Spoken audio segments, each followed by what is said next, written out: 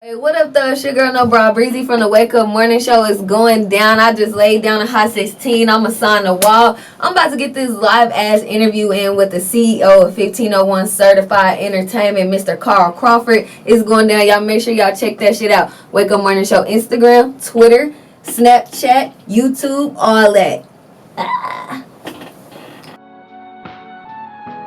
Mr. Fold, alright, that's your fault, bitch. Whoa. Make this beat. I can't trust none of these niggas, they too fake. The way I was raised, we'll go get the cake. Not switching on mine, it ain't a debate. I ain't waste no time, I gotta get paid. Gotta make it for my people, I can't stop this shit for none. And this shit get lethal, alright, let shit take off like a bomb. Whoa, and we going NASCAR when it comes to the money. Fast car, I've been running for some. Chasing that sack every day to the morning. Chasing that sack every day, be I'm on it. Killing these niggas, don't got no opponent. These niggas be capping, I know that they harm. I'm dripping on her, got I saying she want. Niggas just walked in the building, I ain't doing no buzzing, I ain't doing no talk. I went to LA, but then she got the freak out of limp. What up, though? It's your girl NoBraBreezzy from the Wake Up Morning Show. I told y'all it's going down. I'm here with the one and only Mr. Carl Crawford. How you doing? Good. You good? Yep. So it was wild yesterday.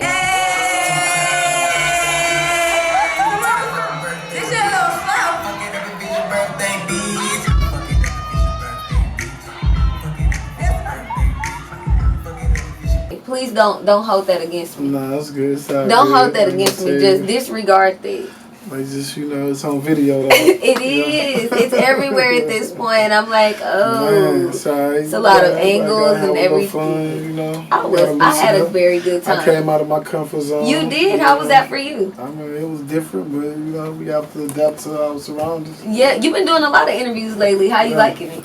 It's cool. I mean, like, I played sports for 20 years, so Yeah. it's been part of my life. I just had to, get back used to it again. I haven't done it in a few years consistently. Right. So when you were playing sports and you were doing, I don't know if y'all do, after game interviews, because I'm not well with baseball. I couldn't tell you what any of the words mean, except home run. I learned that because when the Astros were losing, I learned it. But I don't know anything about that. Were the interviews the same? Were they asking you the same kind of questions that you're getting now? I mean, it just depends on what type of interview it is. After the game, after a loss maybe or a win, you get interviewed. Before the game, if you got a certain magazine that want to talk to you or something like that, or something like you guys, then you pick if you want to talk to certain people. You have media time for a few minutes after the day, and that's how it goes. That's what's up. So the record label is going down. I got one off the wall question though. Do I gotta lay down bars to sign these walls? I mean, nah. Y'all family. If you come up in here, you get to sign. So I'm signing the wall. I'm signing the wall, bro, because I was looking like, ooh, me next. Everybody. You walk in these doors, you sign, and then you just be a part of everything that was inside. Definitely. So how's the process for you, seeing a lot of people that are on the walls and seeing people grow from the place that you met them to the place that they may be now? How is that process for you? It's really, you're like a proud parent. You get to see you started, since you planted the seed and you watched it grow and it continued to flourish, and it just lets you know that you made good decisions and good instincts moves that brought you to this point. That's what's up. So I've interviewed one of your artists, D-Raw. D-Raw was he was such a cool guy. You don't meet a lot of younger people that way. It's that's what's up though. And he actually had really good music. How do you pick and choose who you're going to work with and who you're going to sign to the label? Like I say, when I see them on the internet, and I kind of have a moment with them and I see if they have a natural raw talent, and of course, we look at the numbers and, look at the way a person might look, swag, all type of little different little intangibles that might draw me in. So he had a few of those, and like I said, he gets better with time. Yeah. That's what's up. So you from Fifth Ward, right? What's the best food over there? The best food? I mean, over Fifth Ward, I'm gonna say, I ain't, ate in a while, but when I was over there eating consistently, I used to go to Hank's, or Chimichang, something like that, Burke's. Burt's. Burt's, y'all don't know nothing about that. Burt's hook you up. Burt's hook you up. You feel me? I like these. So that's why I'm asking. I'm like trying to know something that maybe, the masses doesn't know. Let me know something. But how was that coming from Fifth Ward? Like you said, eating that kind of stuff. And then it seems like you're living a totally different life right now. Like, how was the transition? The transition from Fifth Ward to baseball or to music? All of it. Oh, well, it's literally crazy because... That's 3 different lives, seems like. I literally, I literally was in the hood, living in Fifth Ward, and I got drafted, and literally in one day I was a millionaire, so at 17 years old. How did you learn to play baseball? I had an uncle that played minor league baseball. He used to come home, and when he came home, he used to have his uniform on sometimes, and I just fell in love with it, and that's how I got introduced to the game. Do any of your kids play baseball? All of them. That's cool. That's cool. Baseball for girls is softball? Interesting. My oldest daughter might play softball. Why do they call it softball? I think because the ball is softer, it's a bigger ball. It ain't as hard as the hard baseball we play with. So I guess so. As girls, you call ball instead of hard. They trying to say. Yeah, y'all trying it. Yeah. Y'all trying it right now. Talking about some softball. Like I'm a big dog, baby. You feel me? None of that soft stuff. Anyway, so I saw that you're looking to sign some new artists before the end of the year. Right. We only got like 50 days. Yep, and so, I'm still on it, I might have some surprises coming up. Yeah, but I can't really say, what I'm saying, but we're definitely looking, but hopefully we'll have a few new extra added signees by the end of the year. Do your songs I know you gotta be raw to get on the label. Right. But do you have to be on do y'all got different level chains? Which one can I get? Nah, they all the same. If you get in, if you part of 15-on-1 team some type of way, you get the chain, and then usually this the new upgraded ones. We put the baguettes in there, so we have the older style. I know we have to keep up with the times. Y'all got money. We gotta walk in, it's all about, people knowing who you are when you walk in the building. Okay, so I know that I just asked about you signing artists, but what I'm doing, media, interviewing, journalism is an artistry as well. Would you ever be open to signing somebody like me to have your own media under 15-on-1? They host all the shows, they do everything. We put 15-on-1 here for opportunities to expand in the music business, give people jobs. Not only the entertainers, but yes, what you do, we love to have a situation like this. We take pictures all the time, or just, people that's trying to further themselves and better themselves in the industry. Change coming soon. That's what we're looking for, young entrepreneurs. We all about that, trying to give a new life to everybody. Definitely. So let me go back to last night. How was it opening up about your personal life with a bunch of people like us watching you that you cannot see us, you don't know how we're reacting? Well, first I don't even talk about my personal life at all, but it was cool because I understood the show was about fun, opening up about what women like to talk about. Definitely. And things that we all do already, so just have to elaborate on it a little bit more. Yeah. That's it. Then y'all came on stage and started twerking. Y'all, I don't know how I got up there. I thought I was back on stage. I was going to the bathroom, then I came back from the bathroom, and somebody said, "Breezy, get on stage," and I was like, "Oh, okay." I'm used to being on a stage, but twerking, I was like, "Oh no." Yeah, we got it all on. I seen that. I seen that on film. I was and I went live and I was zooming in on everybody.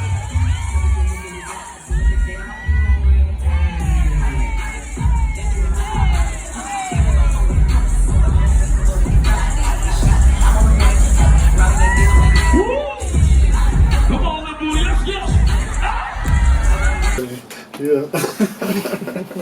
I did not see that part. You seen this? Yeah. Low-key though, I low-key got ass, but that's another conversation for another day, you guys. Okay? Because little booties matter. That's what they said on stage. No, who said that? Somebody said little booties matter. That they do.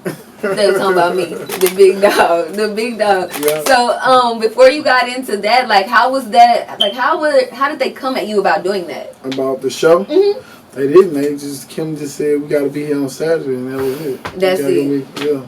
Wham, bam, on stage. Yeah. Has there ever been an interview? You as a CEO, you stopped the whole thing. No, I'm done with this. I'm ending it. Not really, because, you understand when you're doing the interview, they come in and ask questions, and ain't nobody's been, like, blatantly disrespectful while we was having the interview, so unless they just, like, call me out of my name or say something about my family or something, that's probably the only way I do it. I try to be professional enough to answer all the questions. Are you tired of people asking you about Megan?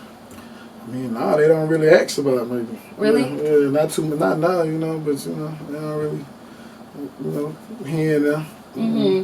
That's interesting. So did you, not to say you had to get backup, but did you have to go get some reinforcements to get what you was trying to get out of that? For Megan? Yeah, I had to, not to get what I wanted, I just to keep what I had, you know what I'm saying? Like to keep the whole 1501 going strong, we had to go get a few reinforcements. And, understandable. So that was like a good and a bad experience because she was the first artist on the label to go gold and platinum, but then it went sour. Yeah, it went sour, unfortunately. No, not unfortunately. We understand that as when artists get bigger, you calculate that into the equation, them going rogue, but you don't calculate the people that you was doing business with going rogue with you. So that was the only bad part about it. I expected her to like get Hollywood and all that stuff, but the people behind her was was the tough part. Yeah, that's always low key the problem. Like there's always a person in this ear and a person in this ear, and they're infiltrating. Get to a certain level, it's just you're not hearing nothing but people that want to just say yes to you all the time. Definitely. And, you just the egos just go out of the roof, But me being a person that I've experienced all kind of success, money wise and fame, I've learned how to keep myself humble enough to like just never want to do anybody wrong. You know what I'm saying? So for my own karma, I try to stay away from doing. You don't need nothing coming back on you. I don't never try to cross nobody because you just never know what they can come back and do. For real, some people know voodoo. Not me, I Crazy don't know voodoo, shit.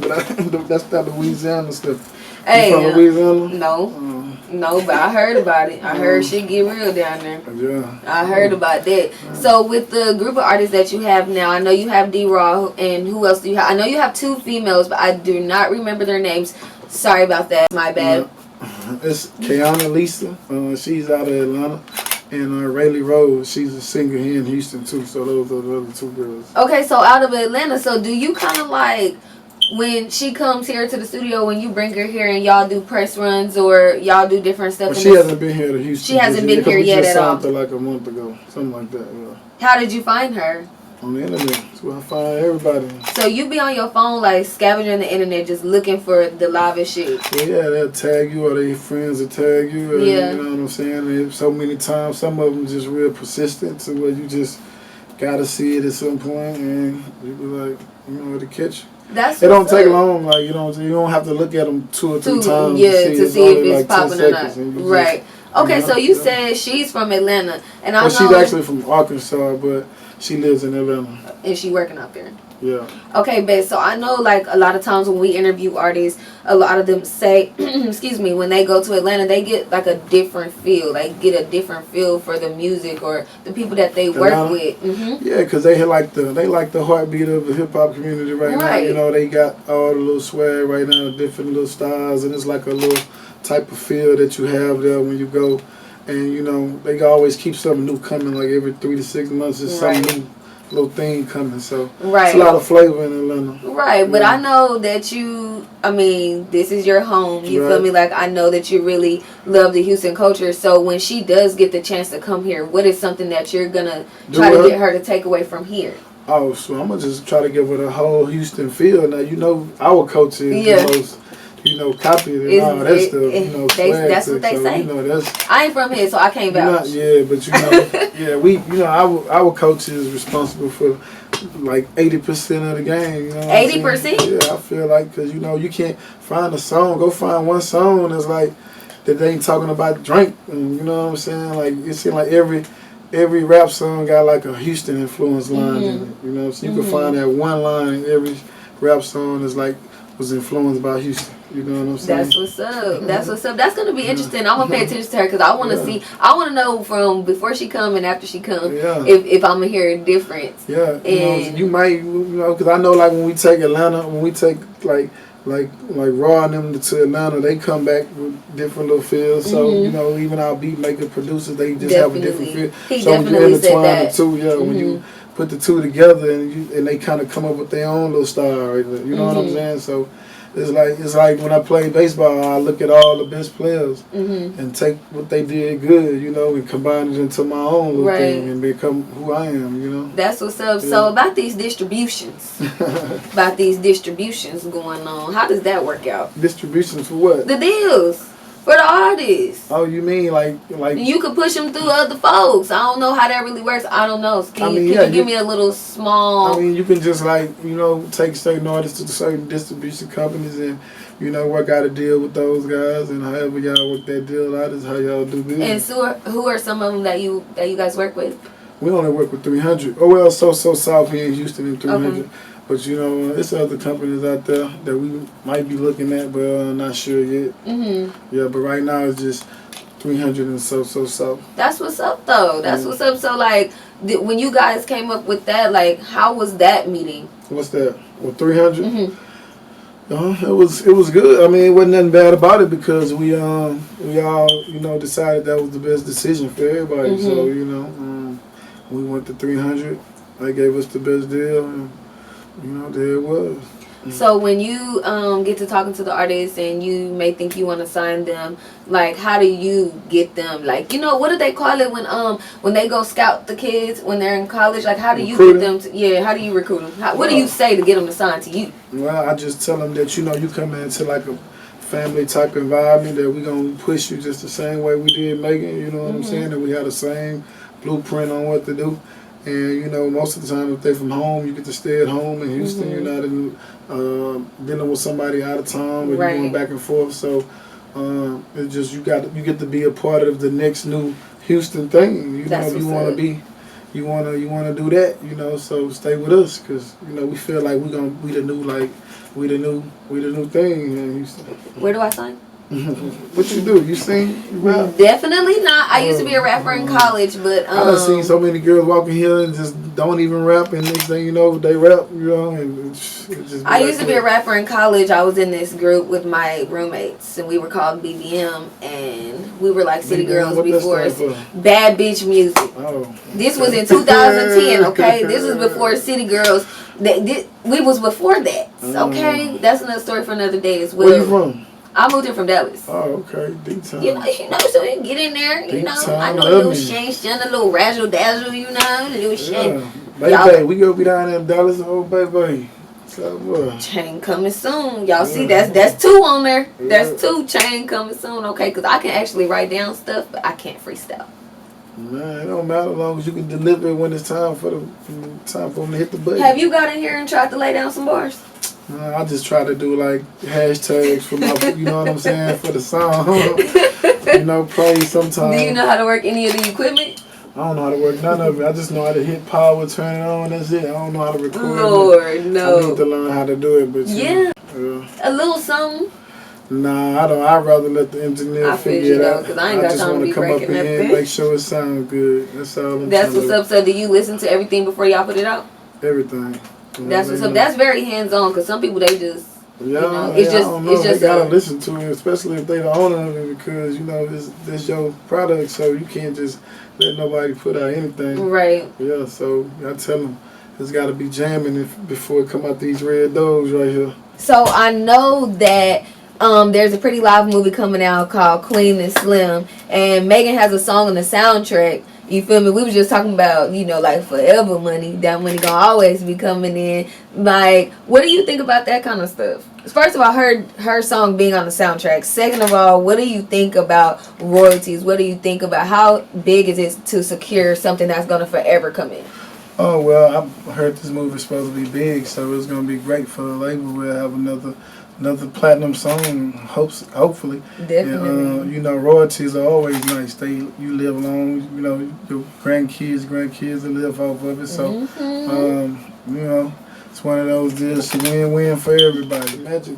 That's what's up. That's what y'all pumping it out. Y'all getting it going, and it hasn't been a long time since you got started. Yeah, I started it where we got the paperwork in 2016. We actually got the work in 2017. So 2 years later. That's what's up. Yeah. That's what's up. That's literally like no time.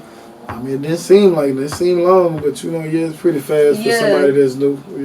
So I've always been advanced in things what I do, so it don't surprise me. But at the same time, I can understand why somebody can think it was no time. Yeah. Right. So I know that you just said you're all about being advanced. You've always been advanced. And like, where do you see 15-on-1? I know that you want it to be bigger than what it is. I know you want everybody to grow, but where do you see it in another 2 years? I just see us like being the pipeline from here to getting artists from Houston to reaching their goals, becoming stars. We want to be like the person who connects all that, get it going, and we just think in 2 years by now we're gonna have that little blueprint down pat where people just really believe, okay, 15-on-1 is the where that's we need that to go. shit. Yeah. I'm trying to get signed to them. Yeah. Literally. Yeah. I'm not kidding you guys. Yeah. I'm not kidding. So before we get out of here, I gotta have like one off the wall question. Okay. So do you eat breakfast? Yep, everybody eat breakfast. Everybody do not eat breakfast. They don't? No. They skip breakfast now? I asked literally every person that I interviewed, do they eat breakfast? And some people say no. I gotta eat. I'll wake up hungry. So if you had the choice between cereal and oatmeal, which one would you choose? It just depends on how I wake up, Some days it might be something warm. Some days it might be cereal.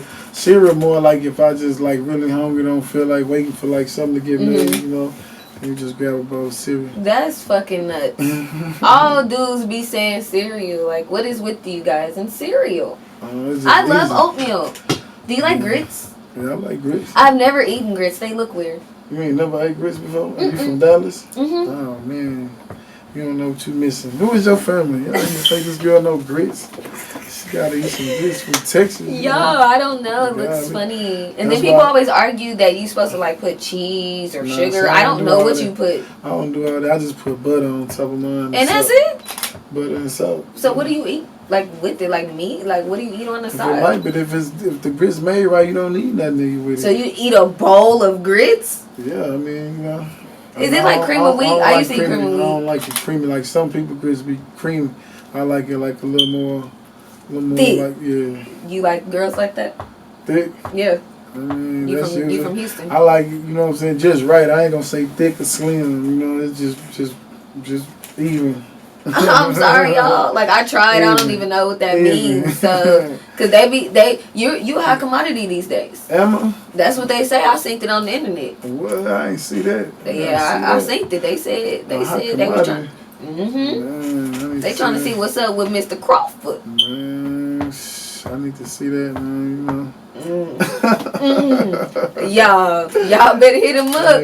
Hey, y'all better hit them up. So before we get out of here, tell everybody where they can find the artist, where they can contact you if they would need to. I don't know if they can do that. If y'all don't follow the page, maybe you can follow the page at 1501_certified_ENT.